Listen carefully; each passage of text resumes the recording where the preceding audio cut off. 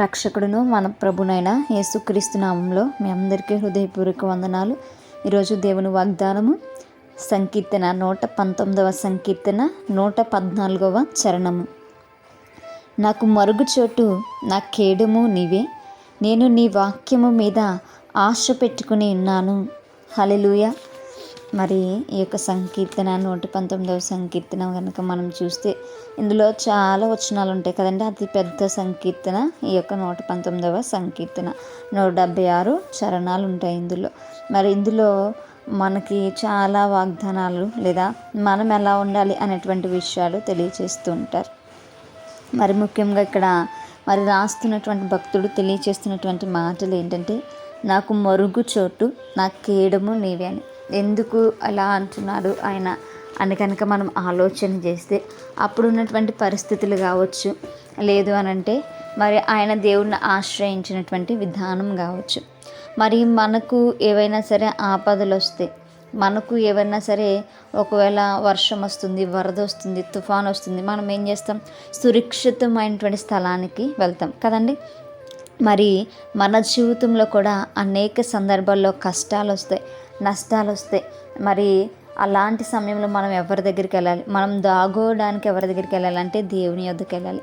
ఆయన మనకు కేడముగా ఆయన ఉన్నాడు. కష్టం వచ్చినా, కన్నీరు వచ్చినా, దుఃఖం వచ్చినా సరే ఆయన మనల్ని కాపాడేటువంటి కవచముగా ఉన్నారు కనుక ఇక్కడ భక్తుడు ఆ విషయాన్ని తెలియచేస్తున్నాడు. మరి లోక సంబంధమైనటువంటి మరి ప్రమాదాలు వచ్చినప్పుడు మనము దాక్కోవడానికి సురక్షితమైనటువంటి స్థలానికి ఎలా వెళ్తామో, మన యొక్క ఆత్మీయ జీవితంలో కానీ లేదు మన యొక్క శరీరపరమైనటువంటి జీవితంలో కానీ కొన్ని కష్టాలు వచ్చినప్పుడు, కొన్ని ఇబ్బందులు వచ్చినప్పుడు, ఇరుకులు వచ్చినప్పుడు కూడా మనం దేవుని వద్దకు రావాలి.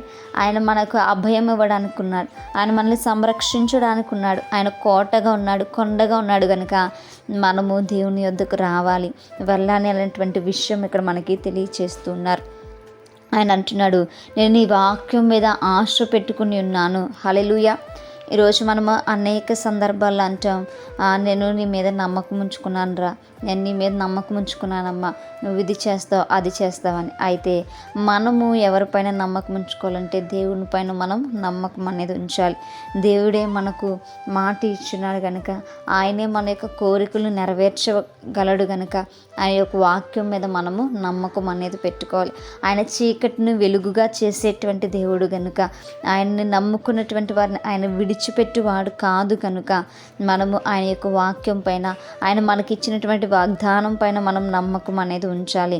ఆయన యొక్క సన్నిధానంలో ఎల్లప్పుడూ కూడా నిర్భయంగా మనము ఉండగలుగుతాము కనుక మనము ఆయన యొద్దకు మరి సంరక్షణ కొరకు వచ్చేటువంటి వారముగా మనం ఉండాలి.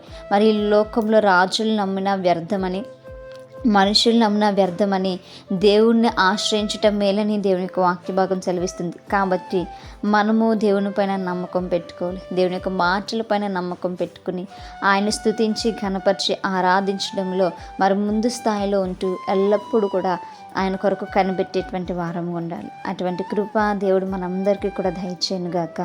ఆమేన్. ప్రార్థించుకుందాం. పరిశుద్ధుడా మహాగణుడా యేసయ్యా, మీకు వందనాలు. నిజమే ప్రభా, అయ్యా ఈ లోకంలో మమ్మల్ని సంరక్షించేటువంటి వాడును అయ్యా, నీవే నా ప్రభా నమ్మదగినటువంటి దేవుడు కనుక అయ్యా నా తన్ని మిమ్మల్ని నమ్మి మీ పైన విశ్వాసం ఉంచి ముందుకు కొనసాగబడుటకు మాకు మా అందరికీ సహాయం దయచేయమని ఈ యొక్క ప్రార్థన దయచేసి మీ పాదసరి చేర్చుకోమని యేసయ్యా అతి పరిశుద్ధ నామములో అతి మిక్కిలి నేముగా బ్రతిమలాడి వేడుకుని పొందించిన మా ప్రియ పరలోకపు మా కన్న తండ్రి. Amen. Praise the Lord everyone. May God bless you.